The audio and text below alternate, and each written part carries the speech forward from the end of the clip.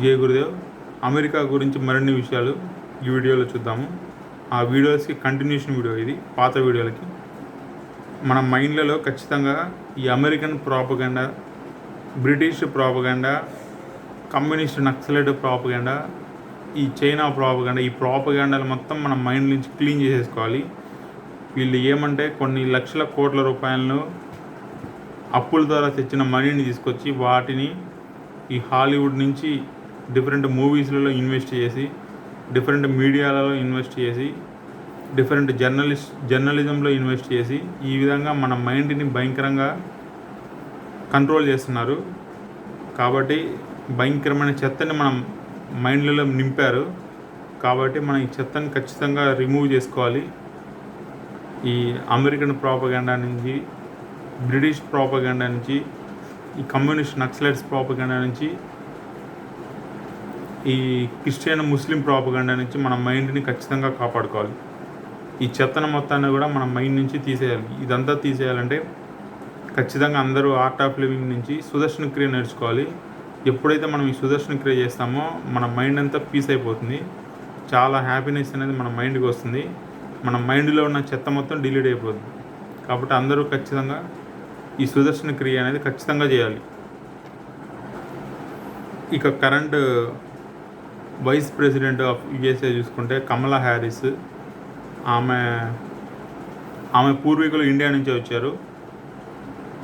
ఆమె మదర్ ఏమో Brahmin mother, వాళ్ళ ఫాదర్ ఏమో అమెరికన్ ఫాదర్. ఆమె ఫాదర్ ఏమో అమెరికన్ ఫాదరు, మదర్ ఏమో బ్రాహ్మిన్ మదరు, కేరళ నుంచి అనుకుంటా. ఇప్పుడు కరెంట్గా జో బైడెన్ ప్రెసిడెంట్గా ఉన్నప్పుడు ఈమె కమలా హ్యారిస్ అనే ఆమె వైస్ ప్రెసిడెంట్గా ఇప్పుడు రన్ అవుతుంది అమెరికాకి. అమెరికాలో ఫారెన్ బార్న్ పీపుల్ని కానీ అనాలిసిస్ చేస్తే అమెరికాలో మొత్తం ఒక లెక్క ప్రకారం 2 కోట్ల మంది ఫారెన్ బార్న్ పీపుల్ ఉన్నారు. మెక్సికో నుంచి వచ్చిన వాళ్ళు 1 కోటి మంది ఉన్నారు. ఇండియా నుంచి వచ్చిన వాళ్ళు 1.20 లక్షల మంది ఉన్నారు. అదే వేరే దేశాల నుంచి వచ్చిన వాళ్ళు 1 కోటి మంది ఉన్నారు. ఆ విధంగా అమెరికాలో ఫారెన్ బార్న్ పీపుల్ అంటే విదేశాల్లో పుట్టి వచ్చిన వాళ్ళు మొత్తం అమెరికాలో 2 కోట్ల మంది దాకా ఉన్నారు. ఈ ప్రపంచంలో పార్న్ అనేది భయంకరంగా ఎక్కువ ఉండడానికి కొన్ని కారణాల్లో ఒక పెద్ద కారణం అమెరికా, మళ్ళీ బ్రిటను.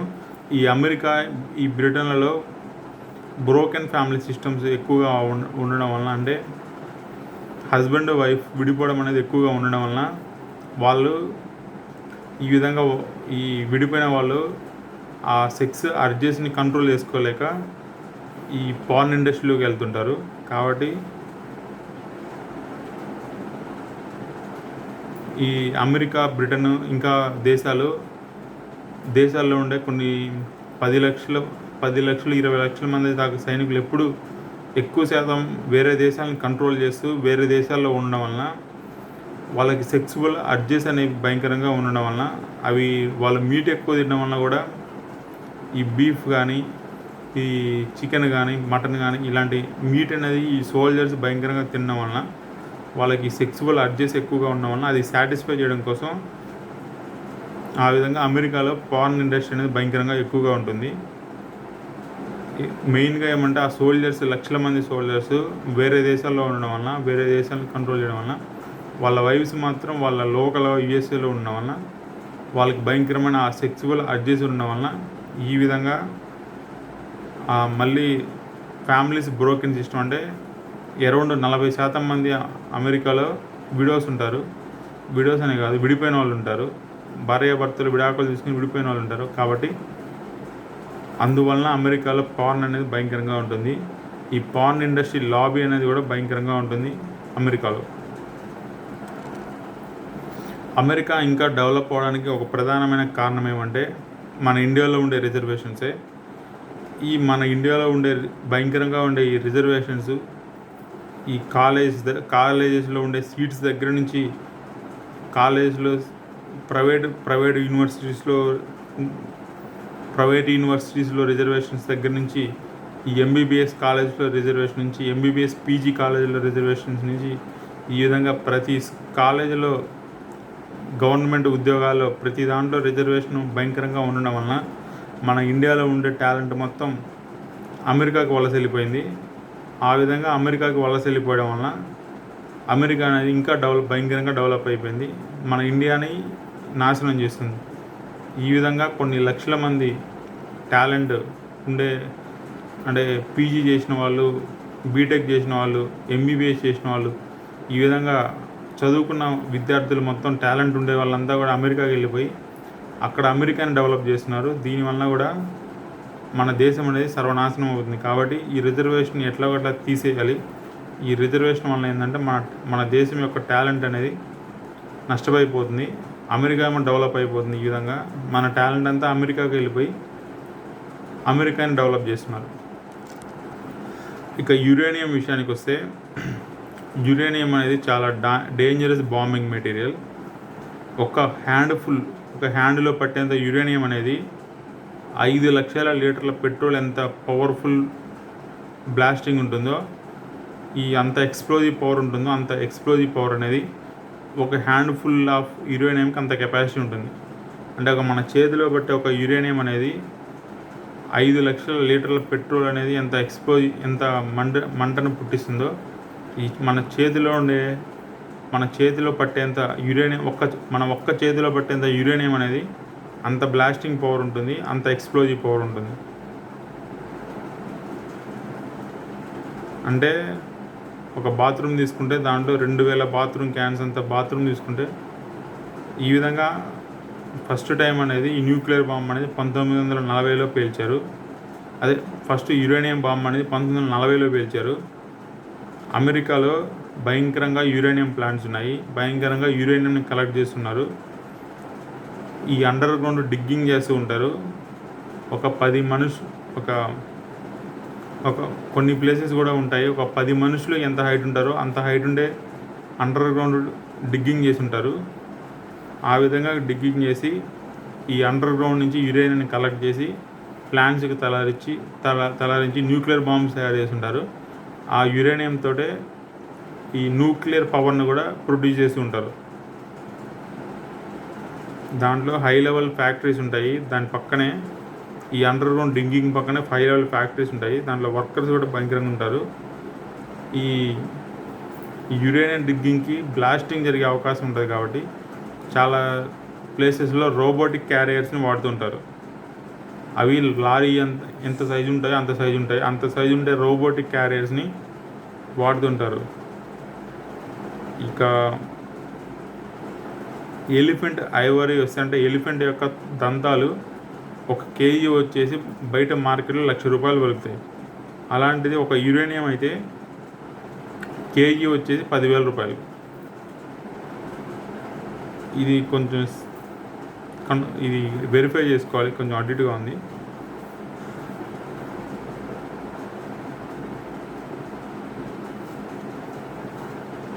ఈ అమెరికా అనేది ఈ విధంగా యురేనియంని ఈ అమెరికాలో ఉండే డిఫరెంట్ ప్లాంట్స్ ద్వారా, డిగ్గింగ్ ప్లాంట్స్ ద్వారా, మైన్స్ ద్వారా యురేనియంని సంపాదిస్తుంది. అలాగే మన ఇండియా నుంచి కూడా యురేనియంని ఎక్స్పోర్ట్ చేసుకొని సంపాదించింది. ఒక థియరీ ప్రకారం అమెరికాలో 5,000 కేజీస్ ఉండే ఒక బిగ్ యురేనియం డ్రమ్స్ ఉన్నాయి.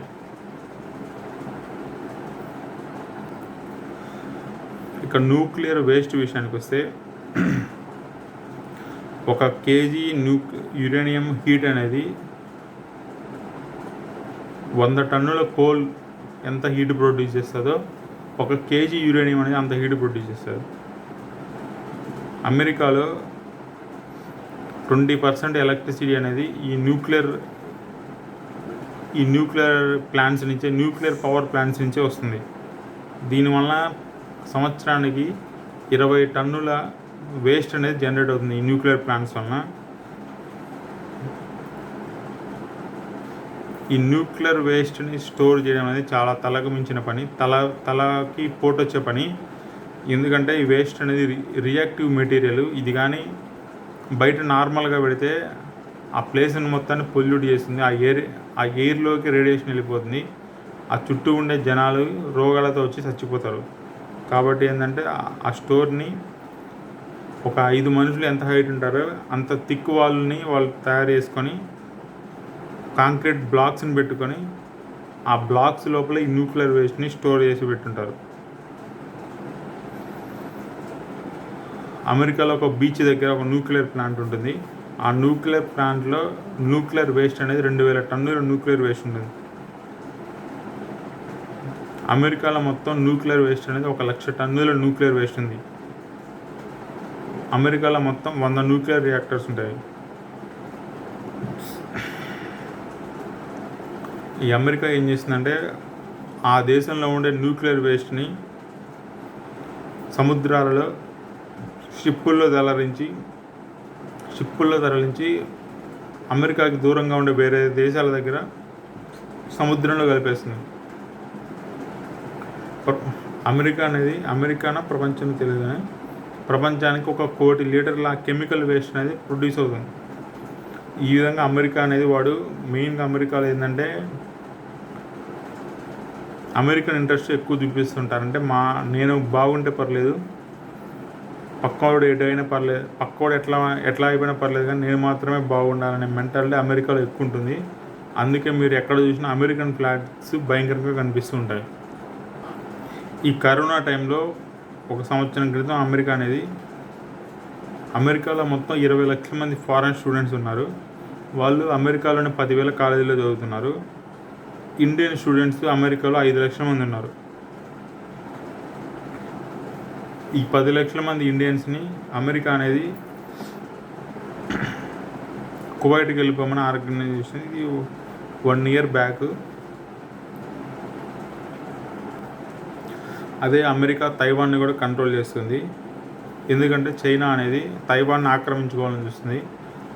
తైవాన్ అమెరికన్ సపోర్ట్ తీసుకొని చైనాని ఎదుర్కొంటుంది. అదేవిధంగా ఇరాన్లో మిస్టీరియస్ బాంబింగ్స్ జరిగాయి. 10 పెద్ద షిప్పులు బర్న్ అయిపోయినాయి. 10 nuclear plants and military facilities bomb అయిపోయినాయి. అవన్నీ ఫైర్ తోటి కాట్ అయినాయి. ఇరాన్ అనేది న్యూక్లియర్ బాంబ్స్ ప్రస్తుతానికి తయారు చేస్తుంది. దీనికి అమెరికా అనేది హైలీ అగెనిస్ట్. అందుకే ఇరాన్ మీద వరల్డ్ శాంక్షన్స్ తీసుకొచ్చింది. వరల్డ్ శాంక్షన్స్ అంటే ఇరాన్ తోటి ఏ దేశం కూడా ఎటువంటి వ్యాపార సంబంధాలు పెట్టుకోకూడదని శాంక్షన్స్ ఇరాన్ మీద అమెరికా తీసుకొచ్చింది. ఇరాన్లో ఉండే ఈ న్యూక్లియర్ బాంబ్స్ తయారు చేసే న్యూక్లియర్ సైంటిస్ట్ని అమెరికా సీక్రెట్గా సిఐఏ ద్వారా చంపేస్తుంది. మళ్ళీ ఆ న్యూక్లియర్ ప్లాంట్స్ ఏమేమి ఉన్నాయో, ఈ న్యూక్లియర్ బాంబ్స్ తయారు చేసే ప్లాంట్స్ ఇరాన్లో ఏమైతే ఉన్నాయో ఆ ప్లాంట్స్ మీద బాంబులు వేసి వాటిని పేల్చేస్తుంది. ఈ అమెరికాలో ఉండే మైన్స్ గురించి ఇంకా ఎక్కువ తెలుసుకోవాలనుకుంటే USA UG మైన్స్ అని ఒక యూట్యూబ్ ఛానల్ ఉంది, దాంట్లో తెలుసుకోవచ్చు. ఇక కార్ కంపెనీస్ విషయానికి వస్తే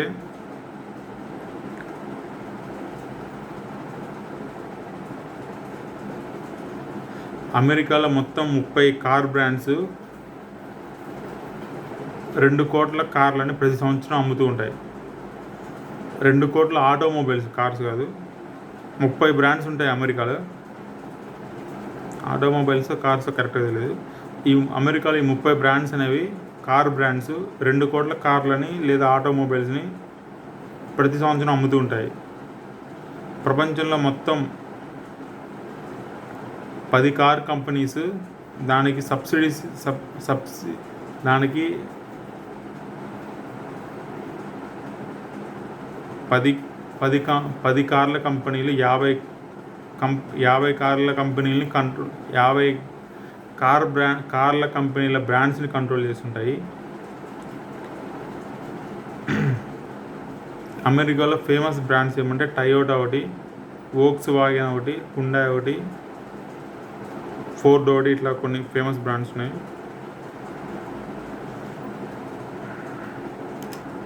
ఇక ఈ కార్ బ్రాండ్స్ ఇండియాకి అమెరికా కంపేర్ చేస్తే ఇండియాలో అయితే కార్ బ్రాండ్స్ టయోటా 10% కంట్రోల్ చేస్తుంది. మారుతి సుజుకి 50% కంట్రోల్ చేస్తుంది. హ్యుండాయ్ 15% కంట్రోల్ చేస్తుంది. హోండా, మహీంద్రా, టాటా ఈ 3 కలిసి 20% ఇండియాలో తయారు చేసే కార్లని ప్రొడ్యూస్ చేస్తుంది. అదే ఫోర్డు, రెనాల్ట్, నిస్సాన్ ఈ 3 కలిపి ఇండియాలో 5% కార్లని ప్రొడ్యూస్ చేస్తుంది. ఈ పైన వాటన్నిటిలో 7 బ్రాండ్స్ అమెరికాలో ఉన్నాయి. 10 మెయిన్ కార్ బ్రాండ్స్ ఉన్నాయి. రెండు బ్రాండ్స్ అమెరికాలో లేవు. ఎక్సెప్ట్ మారుతి సుజుకి, మహీంద్రా ఈ 2 తప్పితే అమెరికాలో ఇంతకుముందు చెప్పిన అన్ని బ్రాండ్స్ కూడా అమెరికాలో ఉన్నాయి. ఇక సిరియా వార్కి వస్తే, ఈ సిరియా వార్లో కూడా అమెరికా ఇన్వాల్వ్ అయిపోయింది. ఈ సిరియా వార్ ఏమంటే ఆలవైట్స్ అని ఒక గ్రూప్ ఉంటుంది, సున్నీ ఒక గ్రూప్ ఉంటుంది, షియా ఒక గ్రూప్ ఉంటుంది. కరెంట్ ప్రెసిడెంట్ ఆల్వైట్కి సంబంధించిన ప్రెసిడెంట్ తను ఏమంటే రష్యా సపోర్ట్ తెచ్చుకున్నాడు. అపోజిషన్ అంటే సిరియాలో ఉండే అపోజిషన్ అనేది అమెరికా సపోర్ట్ చేసింది. ఈ విధంగా ఈ రష్యా అమెరికాలో ఒకరినొకడు డైరెక్ట్గా కొట్టుకోకుండా వేరే దేశం మీద పడిపోయి ఒక గ్రూప్ని ఒకటి సపోర్ట్ చేస్తాడు, ఇంకో గ్రూప్ని ఇంకోటి సపోర్ట్ చేస్తాడు. ఆ విధంగా వాళ్ళిద్దరు కొట్టుకుంటూ ఆ దేశంలో ఒకటికి ఒకటి యుద్ధాన్ని తెచ్చి ఆ దేశాన్ని ఈ రష్యా అమెరికా 2 కలిపి సర్వనాశనం చేస్తాయి. ఆ విధంగా కొంత కన్ఫ్యూజన్ ఉంది. అయినా కానీ ఈ బషర్ అల్ అసద్ అనే ప్రెసిడెంట్నేమో రష్యా సపోర్ట్ చేస్తూ వానికి కావాల్సిన weapons, helicopters, planes, bombs, guns అన్నీ కూడా రష్యా సప్లై చేస్తూ వానికి సపోర్ట్ చేస్తుంది. దీనికి ఆపోజిషన్ ఏదైతే ఉందో సున్నీ గ్రూప్స్ కానీ, షియా గ్రూప్స్ కానీ వీటన్నిటికీ కూడా అమెరికా సపోర్ట్ చేస్తుంది. ఇదంతా కూడా కొంచెం కన్ఫ్యూజన్గా ఉంటుంది. ఒక గ్రూప్ ఇంకో గ్రూప్ని సపోర్ట్ చేస్తుంది. 3-4-5 గ్రూపులు ఉంటాయి ఒక దేశంలో. ఒక గ్రూప్ ఇంకొకటికి యాంటీ ఉంటుంది, ఇంకో గ్రూప్ ఇంకొక యాంటీ ఉంటుంది. ఈ విధంగా రకరకాల గ్రూప్స్ ఉంటాయి. మెయిన్ గ్రూప్స్ ఏంటంటే ఆ ప్రెసిడెంట్నేమో రష్యా సపోర్ట్ చేసింది బషర్ అల్ అసద్ని. ఆ ప్రెసిడెంట్కి ఉండే అపోజిషన్ సున్నీస్, షియాస్. ఆ ప్రెసిడెంట్ ఏమో ఆల్ వైట్. ఆ ప్రెసిడెంట్కి వ్యతిరేకంగా ఉన్న అతనేమో వ్యతిరేకంగా ఉండే గ్రూప్ ఏమో సున్నీస్, షియాస్. ఈ సున్నీస్, షియాస్నేమో అమెరికా సపోర్ట్ చేసింది. ఆ విధంగా సపోర్ట్ చేసి ఒకటికొకటి వెపన్స్, హెలికాప్టర్స్, ప్లేన్స్ అన్నీ ఇచ్చుకుంటూ ఒకటికొకటి బాంబ్స్ వేసుకుంటూ యుద్ధం జరుగుతుంది. ఈ విధంగా సిరియాలో యుద్ధం జరుగుతుంది. అమెరికాలో మొత్తం 72 క్రిస్టియన్ గ్రూప్స్ ఉంటాయి. అవన్నీ కూడా తర్వాత వీడియో. మెయిన్గా ఏమంటే అమెరికాలో 72 వరకు క్రిస్టియన్ గ్రూప్స్ ఉంటాయి. ఇక ఈ కార్స్, బైక్స్, లారీస్, బస్సెస్ అన్ని other motor vehicles and how they are producing చూస్తే గత 100 సంవత్సరాల్లో ఇవన్నీ కూడా మొత్తం 200 కోట్లు వెహికల్స్ ప్రొడ్యూస్ చేశారు మన ప్రపంచంలో 100 సంవత్సరాల్లోనే 200 కోట్ల కార్లు, బైకులు, లారీలు, buses and other types of motor వెహికల్స్ని ప్రపంచం ప్రొడ్యూస్ చేసింది. ఆ విధంగా అమెరికాలో ఉండే 10 కార్ కంపెనీలు, ఇండియాలో ఉండే 10 కార్ కంపెనీలు ఇవన్నీ కొంచెం సేమ్ ఉంటాయి, కొన్ని వేరుగా ఉంటాయి. ఇవన్నీ కలిపి ప్రపంచంలోని 95% కార్లని కంట్రోల్ చేస్తున్నాయి 10 కంపెనీస్. అదేవిధంగా 10 world companies, lot of local brands ఉంటాయి. ఆ లోకల్ బ్రాండ్స్ ఈ విధంగా డిఫరెంట్ కంపెనీస్ ప్రతి సంవత్సరం కోట్ల బైక్స్ని, కోట్ల వెహికల్స్ని ప్రొడ్యూస్ చేస్తున్నాయి. అదేవిధంగా గూడ్స్ వెహికల్స్ని, బస్సెస్ని, ఇంకా all other types of motor వెహికల్స్ని ప్రతి ఇయర్ ప్రొడ్యూస్ చేస్తున్నాయి.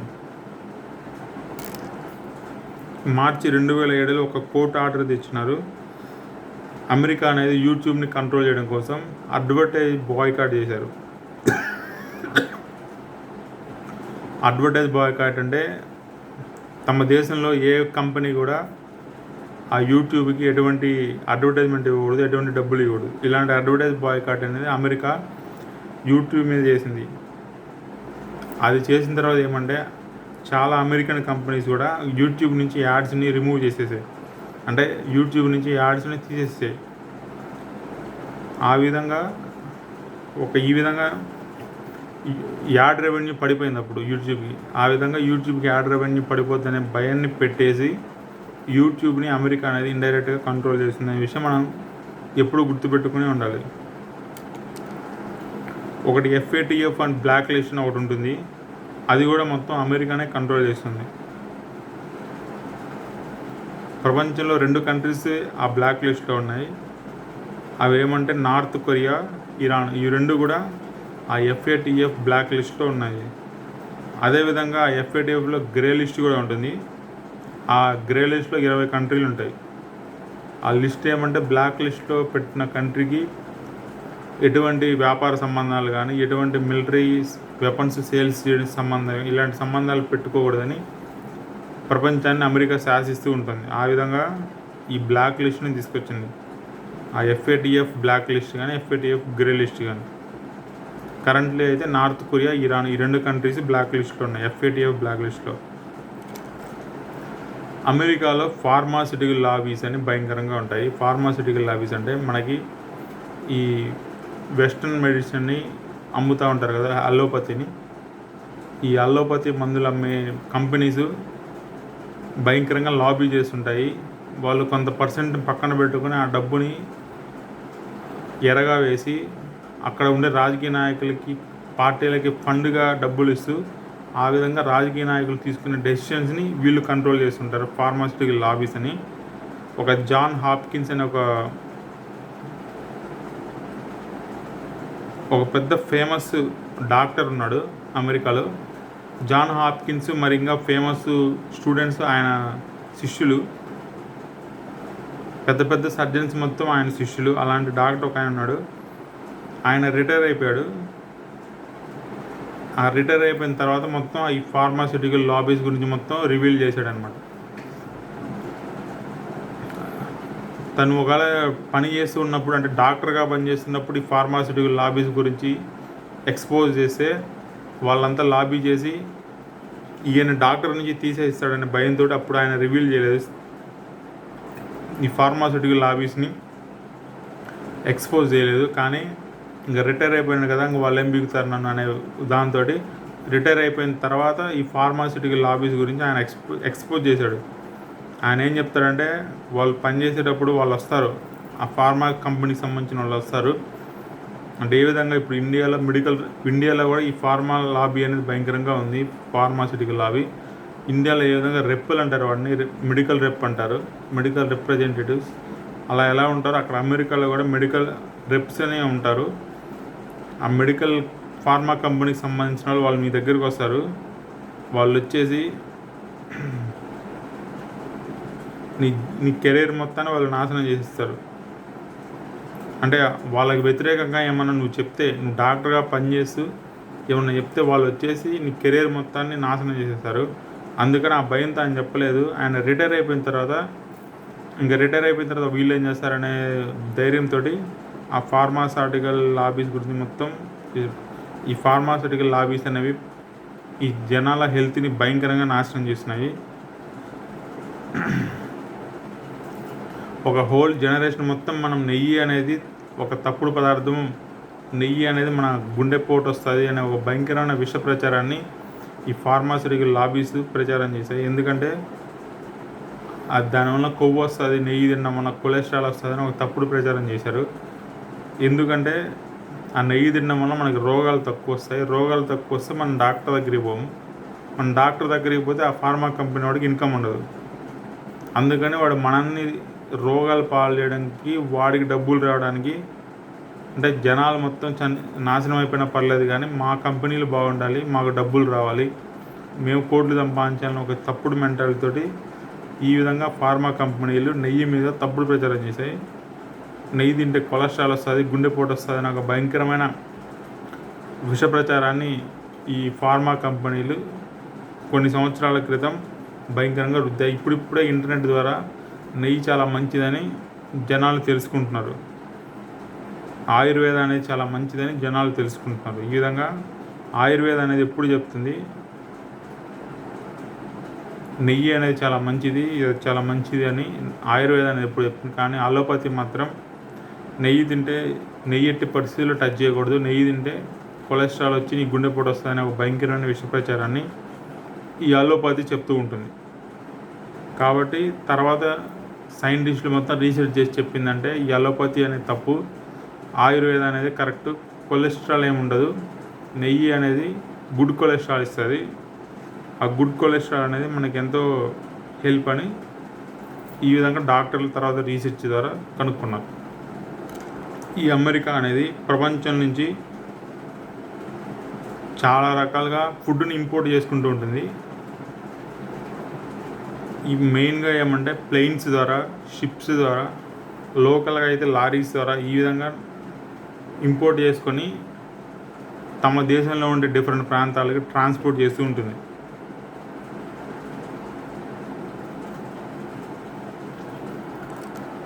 ఈ అమెరికన్ వార్స్లలో డాగ్స్ని కూడా భయంకరంగా వాడుతూ ఉంటారు.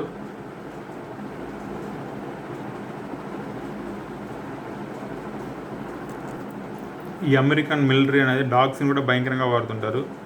యుద్ధం సమయాల్లో కూడా భయంకరంగా వాడుతుంటారు.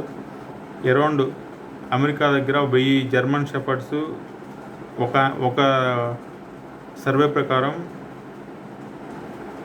1000 జర్మన్ షెపర్డ్స్ దాకా ఉన్నాయని చెప్తుంటారు. అవి ఏమంటే బాంబ్స్ని కానీ ఎక్స్ప్లోజివ్ మెటీరియల్స్ ఎక్కడైనా దాచిపెట్టున్నాయి కానీ ఈ జర్మన్ షెపర్డ్స్ అనేది స్మెల్ ద్వారా డిటెక్ట్ చేస్తాయి. ఎవరన్నా అమెరికాకి వ్యతిరేకంగా ఉన్న వాళ్ళు వాళ్ళ మీద ఉన్న బాంబ్స్ కానీ ఎక్స్ప్లోజివ్ మెటీరియల్స్ కానీ ఏమైనా పెట్టినప్పుడు ఈ డాగ్స్ జర్మన్ షెపర్డ్స్ అనేవి వెళ్ళేసి స్మెల్ ద్వారా వాటిని కనుక్కొని వాటికి రిపోర్ట్ చేస్తుంటాయి. అదేవిధంగా నార్మల్ ఒక యుఎస్ సోల్జర్ ఏమేమి ధరిస్తాడో ఒకసారి మనం చూసి అనాలసిస్ చేస్తే షర్టు, ప్యాంటు, హెల్మెట్, ఒక AK-47, 50 పాకెట్స్ ఉండే small size to big size ఉండే ఒక 50 పాకెట్స్ వాళ్ళ షర్ట్స్కి, ప్యాంట్స్కి ఉంటాయి. ఆ పాకెట్స్లోనే బుల్లెట్స్ పెట్టుకుంటారు, ఫ్రోజన్ ఫుడ్స్ పెట్టుకుంటారు, బైనాక్యులర్స్ పెట్టుకుంటారు, ఇంకా మిగతా అనేక విషయాలు పెట్టుకుంటారు. వాళ్ళు ఆ డాగ్స్కి కూడా హ్యాండ్ సిగ్నల్స్ని నేర్పిస్తారు. అంటే హ్యాండ్ సిగ్నల్స్ ద్వారా వాళ్ళ హ్యాండ్ ద్వారా సిగ్నల్ ఇస్తే ఏం సిగ్నల్ ఇస్తే ఆ డాగ్ అనేది ఆ పని చేస్తుంది. అదేవిధంగా ఈ డాగ్స్కి అనేది మనిషి కంటే 1,00,000 టైమ్స్ ఎక్కువ స్మెల్ చేసే కెపాసిటీ ఉంటుంది. అందుకే అవి ఎక్కువ బ్రీదింగ్ చేస్తూ ఉంటాయి. చాలామంది కుక్కలు స్నిఫింగ్ చేస్తూనే చనిపోతుంటాయి. చాలాసార్లు ఏమంటే ఈ పాత కోటల్లో కానీ పాత టెంపుల్స్లో కానీ ఈ ట్రెజర్స్ని సెట్ చేయడానికి కూడా ఈ డాగ్స్ని వాడుతుంటారు.